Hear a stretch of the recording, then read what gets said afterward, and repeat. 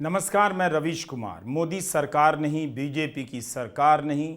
10 साल बाद प्रधानमंत्री मोदी जितनी बार एनडीए का नाम आज जप रहे थे, पता चल रहा था कि उन्हें इस बार गठबंधन का नाम याद हो गया है। 2024 के चुनाव में आप किसी भी होर्डिंग को देखिए, याद कीजिए, सब पर अकेले मोदी ही नजर आ रहे थे। बीजेपी का कोई दूसरा नेता तक नहीं था।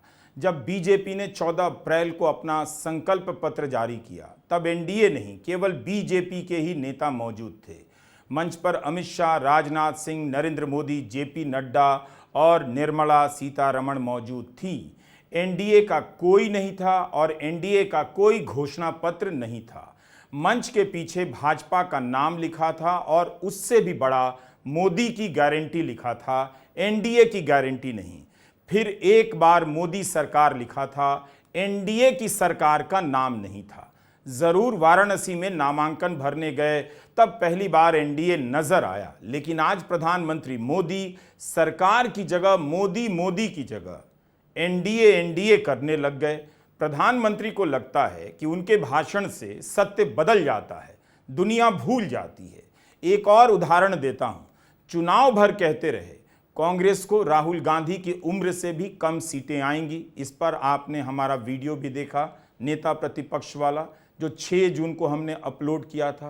पूरे चुनाव के दौरान कहते रहे कि राहुल की उम्र से भी कम सीटें आएंगी कांग्रेस को। अब जब 99 आ गई तो कहने लग गए कांग्रेस को 10 साल में 100 सीटें भी नहीं आई। आप सोचिए, 10 साल बाद भी 10 साल बाद भी कांग्रेस 100 के आंकड़े को नहीं छू पाई।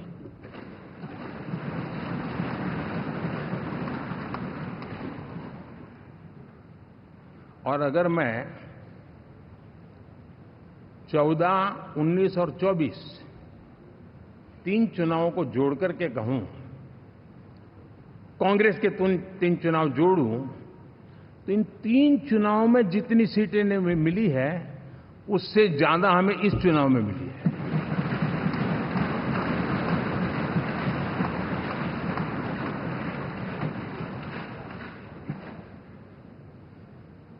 और मैं साफ देख रहा हूं साथियों, एनडीए वालों को अंदाज नहीं है।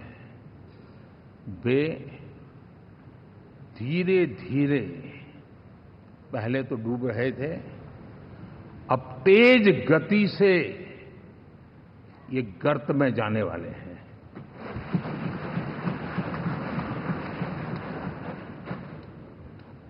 पहले तो प्रधानमंत्री दंभ भरा करते थे कि कांग्रेस को 543 सीटों का 10% यानी 55 भी नहीं आने वाला है। और अब जब 99 आया तब कहने लग गए 100 नहीं आया।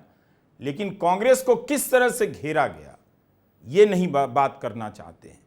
अयोध्या में जब राम मंदिर का उद्घाटन हुआ तब आपने एनडीए के किस नेता को मंच पर देखा था? कैमरे में केवल प्रधानमंत्री मोदी, योगी और मोहन भागवत थे। 2024 के नतीजे ने प्रधानमंत्री मोदी को थोड़ा सा एहसास कराया है कि वे अब गठबंधन के नेता हैं। बीजेपी में भी वे केवल मोदी ही थे। इस चुनाव में तो किसी पोस्टर पर उन्होंने दूसरे नेता को आने नहीं दिया। जब अखिलेश यादव ने यूपी की सभाओं में कहना शुरू कर दिया कि डबल इंजन की सरकार कहलाती है, पोस्टर में एक ही इंजन दिखाई देता है, तब जाकर बहुत बाद में मोदी के साथ योगी का चेहरा लगाया गया। प्रधानमंत्री मोदी को क्यों लगता है कि यह सब लोगों को याद नहीं होगा? क्या आप नहीं जानते कि यह चुनाव बीजेपी लड़ रही थी? मोदी के चेहरे पर लड़ा जा रहा था, मोदी की गारंटी पर लड़ा जा रहा था। और जब बहुमत नहीं आया तो एनडीए के बहाने बताने लगे कि पहले भी एनडीए की सरकार थी, आज भी और आगे भी एनडीए की सरकार रहेगी। एनडीए न हारा था, न हारा है, न हारेगा। अब किसी भी बालक को पूछो कि भाई लोकसभा के चुनाव के पहले सरकार किसकी थी, तो कहेगा एनडीए। 24 के नतीजों के बाद सरकार किसकी बनी? एनडीए। फिर हारे कहां से भाई? पहले भी एनडीए थी, आज भी एनडीए और कल भी एनडीए है। प्रधानमंत्री के भाषण में गठबंधन इतनी बार आया कि याद करना पड़ गया। कि इस तरह से उन्होंने किस भाषण में गठबंधन को इतना याद किया। आज का उनका पूरा भाषण ही गठबंधन को समर्पित लगा। लेकिन कौन नहीं जानता है कि 10 वर्षों में एक एक कर उनके सहयोगियों के साथ क्या हुआ, क्यों उनके सहयोगी अलग होते चले गए। शिवसेना के साथ चुनाव लड़ते रहे, लेकिन जैसे ही अलग हुई उसे तोड़ दिया गया। लोक जनशक्ति पार्टी टूट गई। नीतीश कुमार के ही पुराने सहयोगी आरसीपी सिंह अलग होकर नीतीश कुमार को ही भला बुरा कहने लगे। और आज जो चंद्रबाबू नायडू एनडीए में लौटे हैं इस चुनाव में, 2 चुनाव तक वो एनडीए में नहीं थे। वो 2018 में जब एनडीए से बाहर गए तब प्रधानमंत्री मोदी ने गठबंधन का कौन सा धर्म निभाया? क्या उन्होंने मनाया कि अब आप आ जाइए, हमारे पाले में रहिए, हम आपकी बात मानेंगे? लेकिन तब उनके पास बहुमत था, इसलिए उन्हें जाने दिया गया, उनकी परवाह नहीं की गई। लेकिन अब प्रधानमंत्री मोदी देश को बताना चाहते हैं कि उनके पास एनडीए हमेशा से निरंतरता में रहा है। लेकिन हर बार एनडीए किसी न किसी रूप में बदलता रहा है। वो इस बात को छिपा गए और गोदी मीडिया कभी इस बात को नहीं बताएगा कि 10 साल में उन्होंने इस एनडीए की क्या हालत कर दी और आगे नहीं करेंगे, इसकी गारंटी कौन लेगा। एनडीए की बैठक में नीतीश कुमार का प्रधानमंत्री का इस तरह से पांव छू लेना असहज करता रहा। चुनाव प्रचार के दौरान भी नीतीश कुमार ने मंच पर प्रधानमंत्री के पांव छुए, तब भी प्रधानमंत्री ने रोका, मगर आज सेंट्रल हॉल में फिर से पांव छूने लग गए। इससे यह चर्चा चलती है कि क्या नीतीश कुमार बिल्कुल ठीक हैं? उन्होंने कभी ऐसा नहीं किया। कभी किसी के पांव छूने वाले नेता के रूप में वे नहीं जाने जाते हैं। पटना में रोड शो के दौरान नीतीश के हाथ में बीजेपी का चुनाव चिन्ह पकड़ा दिया गया। जब एनडीए के नेताओं ने प्रधानमंत्री मोदी को नेता चुना तो उस पर नीतीश कुमार के 2 सिग्नेचर थे, एक हिंदी में एक अंग्रेजी में। ऐसा कौन करता है? नेताओं का स्वास्थ्य व्यक्तिगत मसला है, लेकिन जब उनकी सेहत का संबंध राजकाज से हो जाए, सार्वजनिक कार्य से हो, तो उसे लेकर जिज्ञासा बन जाती है कि क्या नीतीश कुमार अपनी सेहत के श्रेष्ठ दौर में, अवस्था में फैसले ले रहे हैं। भाई हम बीच में इधर उधर हो गए थे, लेकिन अब हम फिर आ गए। अब हम परमानेंटली रहने के लिए आ गए, चिंता मत करिए, आप जानते ही है ना। अब जब गठबंधन की सरकार बनेगी तो गठबंधन की आवाज भी आएगी। टीडीपी के सांसद ने कहा है कि मुसलमानों का आरक्षण जारी रहेगा। प्रधानमंत्री मोदी इस चुनाव में इस आरक्षण के खिलाफ प्रचार करते रहे। यह भी एक प्रमाण है कि चुनाव में एनडीए नहीं था। अगर एनडीए होता तो एक दूसरे के मुद्दे के खिलाफ प्रचार नहीं करते, और करते भी तो बताते कि कर्नाटका में जेडीएस, आंध्र प्रदेश में टीडीपी और बिहार में जेडीयू मुस्लिम आरक्षण के समर्थन में है, मगर बीजेपी खिलाफ है। 272 जैसे नहीं आया, यह मुद्दा मोदी एक झटके में भूल गए। अभी तक देश को बताया भी नहीं कि वे इस पर क्या सोचते हैं। हमारा ये अलायंस सच्चे अर्थ में भारत की असली जो स्पिरिट है, जो भारत का आत्मा है, भारत की जड़ों में जो रचा बसा है, उसका एक अर्थ में प्रतिबिंब है।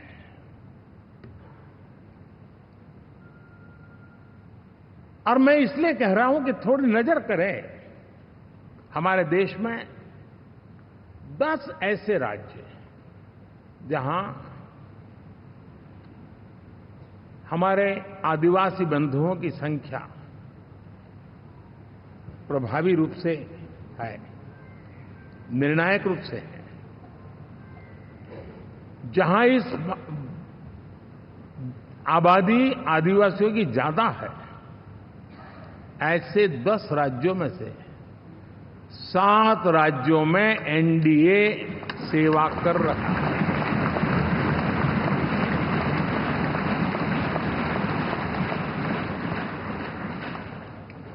साथियों, हम सर्वपंथ संभाव के हमारे संविधान को समर्पित है, और देश में चाहे हमारा गोवा हो ये हमारा नॉर्थ ईस्ट हो, जहां बहुत बड़ी मात्रा में हमारे ईसाई भाई बहन रहते हैं, आज हम उन राज्यों में भी एनडीए के रूप में सेवा का अवसर हमें मिला हुआ है। आप खुद तय कीजिए कि उन्होंने किसका नाम लिया और किस धर्म का नाम छोड़ दिया, लेकिन अच्छा है सर्वधर्म समभाव याद आया। बस वे धर्म की जगह सर्वपंथ समभाव का जिक्र कर रहे थे। इससे पता चलता है कि इन बातों से कितनी चिढ़ होगी। सर्वधर्म समभाव सभी जानते हैं, बच्चा भी जानता है, लेकिन प्रधानमंत्री ने वो नहीं कहा, सर्वपंथ समभाव कहा। यही गठबंधन की ताकत है कि आप वो नहीं बोल पाते जो बोलना चाहते हैं, बस दाएं बाएं होकर वही बोलना पड़ता है। प्रधानमंत्री लगता है कि काफी कुछ भूल गए हैं या समझते हैं कि जनता को याद नहीं। कह रहे हैं प्री पोल अलायंस हिंदुस्तान की राजनीति के इतिहास में इतना सफल कभी नहीं हुआ जितना एनडीए हुआ है। इस देश में इतने गठबंधन बने, उनकी सरकारें बनी हैं। प्रधानमंत्री अपने प्रचार में गठबंधन की राजनीति का मजाक उड़ाया करते थे और आज इसकी खूबियों का इतिहास बता रहे हैं। एनडीए को करीब करीब 3 दशक हो चुके हैं। यानी आजादी के 75 साल में 3 दशक एनडीए, ये सामान्य घटना नहीं है जी।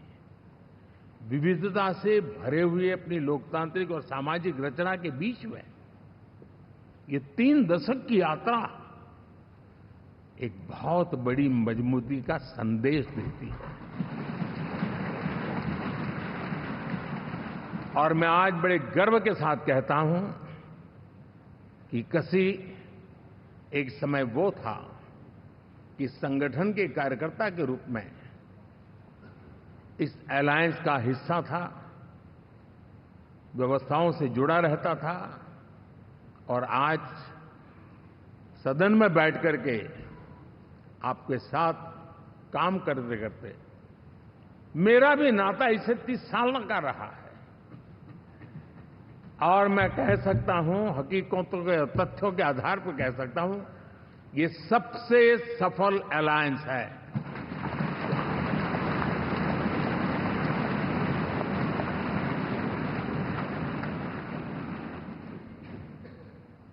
हम गर्व से कह सकते हैं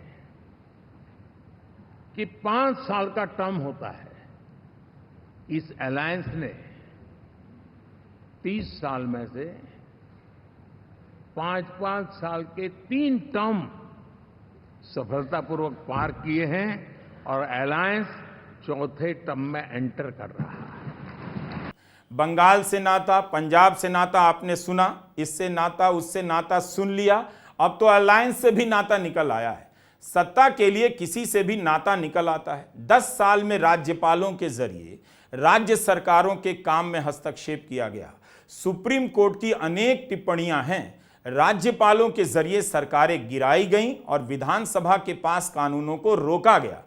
आज प्रधानमंत्री रीजनल एस्पिरेशंस की बात कर रहे थे। साथियों, एनडीए में, और मैं अगर विस्तार से कहूं तो सदन में किसी भी दल का कोई भी जनप्रतिनिधि होगा, मेरे लिए सब बराबर है।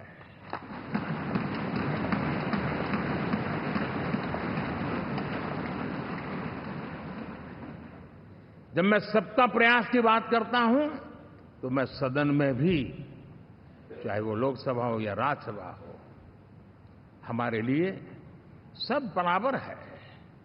और यही एक भाव है जिसके कारण 30 साल से एनडीए अलायंस मजबूती के साथ आगे बढ़ा है। अपना पराया कुछ नहीं है। सबको गले लगाने में हमें कभी कोई कमी नहीं रखी है। उसी का परिणाम है कि जनता का विश्वास भी जीत पाते हैं। साथियों, हमने 2024 में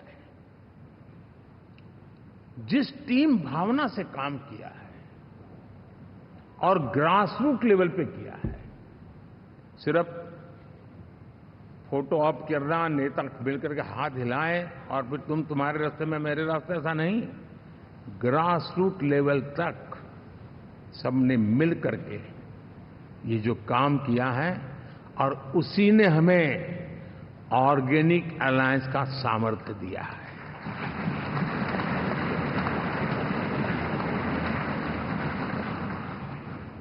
एक दूसरे का सहयोग किया है। हर किसी ने यही सोचा, जहां कम वहां हम। अगर कोई कमी है तो मैं आऊंगा, मैं मेहनत करूंगा, लेकिन तुम्हें कमी नहीं रहने दूंगा। जहां कम वहां हम, ये हर कार्यकर्ता ने जी करके दिखाया है और तभी तो जीत आती है। साथियों, कभी कभी मैं कह सकता हूं कि हमारा 10 साल का अनुभव है, भारत के हर क्षेत्र का और भारत के हर नागरिक का जो एस्पिरेशंस हैं, रीजनल एस्पिरेशंस हैं, वे और नेशनल एस्पिरेशंस, इसका एक अटूट नाता होना चाहिए।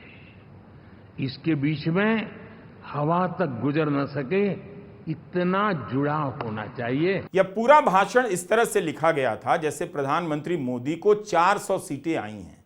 वे हार में भी जीत की व्याख्या कर रहे थे, मगर सच्चाई लोगों को मालूम है और विपक्ष की मजबूती को हार की तरह दिखा रहे थे। इस चुनाव में जिस तरह से विपक्ष पर हमले हुए, नेताओं को जेल में डाला गया, फंड रोका गया, हाथ पांव बांधकर नंगे पांव तपती सड़क पर विपक्ष ने चलकर दौड़कर चुनाव जीता है। फिर भी विपक्ष ने इस हालत में 230 से अधिक की संख्या हासिल की है। अगर लेवल प्लेइंग फील्ड होता, बराबरी की जमीन पर चुनाव हुआ होता, तो क्या पता नतीजा कुछ और होता। प्रधानमंत्री मोदी आज भी इंडिया नहीं बोल पाए, इंडिया गठबंधन को इंडी ही कहते रहे। इंडी गठबंधन वाले जब ईवीएम का विरोध करते हैं तो मैं सिर्फ एक चुनाव के रूप में नहीं देख रहा। मैं मानता हूं ये लोग मन से पिछली शताब्दी के सोच वाले लोग हैं। वे टेक्नोलॉजी को हम महत्व न समझते हैं, न टेक्नोलॉजी स्वीकार करने को तैयार है। और ये सिर्फ ईवीएम में दिखाई दिया, ऐसा नहीं, यूपीआई में दिखाया। जब हमने कहा कि हिंदुस्तान के लोग डिजिटल ट्रांजैक्शन करेंगे, फिनटेक की दुनिया में आज हिंदुस्तान का नाम हो गया, मानने को तैयार नहीं। आधार आज देश की एक पहचान बना है। मैं तो देख रहा हूं कि मुझे कई देश कहते हैं कि हमें आधार की पद्धति से आगे बढ़ना है, आप कैसे मदद कर सकते हैं। उस आधार को रोकने के लिए सुप्रीम कोर्ट में बार बार जाकर के परेशानियां पैदा की। यानी मूलतः ये प्रगति के विरोधी, आधुनिकता के विरोधी, टेक्नोलॉजी के विरोधी इंडी अलायंस। आप देखिए, चुनाव के समय मैंने पहली बार देखा, शायद हर तीसरे दिन इलेक्शन कमीशन के काम में रुकावट आए, इसके लिए सुप्रीम कोर्ट के दरवाजे खटखटाए गए। भांति की एप्लीकेशन, और एक ही टोली थी। और लोकतंत्र के प्रति जिनका भरोभार अविश्वास है, ऐसे लोग सुप्रीम कोर्ट का उपयोग करते हुए कैसे रुकावट डाले, इसका निरंतर प्रयास करते रहे। और चुनाव आयोग की ताकत का एक बड़ा हिस्सा अदालतों में, इस पीक आवर्स में, चुनाव के पीक आवर्स में, यानी कितनी निराशा लेकर के ये लोग मैदान में आए थे कि उन्होंने पूरा हमला उसी इंस्टीट्यूट पे लगा दो ताकि चुनाव के कोई भी परिणाम आए, हम दुनिया के सामने भारत को भी बदनाम कर लें। ये षड्यंत्र का हिस्सा था दोस्तों, और कभी भी देश उनको माफ नहीं करेगा। साफ है, उनके भाषणों को सुनने के बाद यही लगा, कुछ भी बदलाव नहीं है। कोर्ट जाने को, चुनाव जाने को प्रधानमंत्री अगर षड्यंत्र कहते हैं तो अजीब बात है। पता चलता है कि सिर्फ संविधान की किताब उठाकर माथा टेक लेने से संविधान का आदर नहीं होता। संविधान का आदर तो आप तब करते हैं जब इसकी संस्थाओं को जो भूमिका दी गई है उसे याद दिलाने के लिए उसके दरवाजे पर खड़े होते हैं। प्रधानमंत्री का यह भाषण गठबंधन गठबंधन तो कर रहा था, मगर गठबंधन की उदारता नजर नहीं आई, अभी तो बिल्कुल नजर नहीं आई। अपने गठबंधन की तारीफ करते रहे, लेकिन विपक्ष के गठबंधन के प्रति उनकी नफरत झलक रही थी। इसके बाद भी कह रहे थे कि वे जीत पचाना जानते हैं, जीतने के बाद शांत रहे। इतनी बड़ी उदारता कम से कम भाषणों में ही मिल जाए तो गोदी मीडिया के लिए अच्छी कॉपी बन जाती है। आखिर उनकी हेडलाइन इन्हीं सब से तो बनती है। वो कहाँ याद दिलाएंगे जो हमने आपको याद दिलाने की कोशिश की। नमस्कार, मैं रवीश कुमार।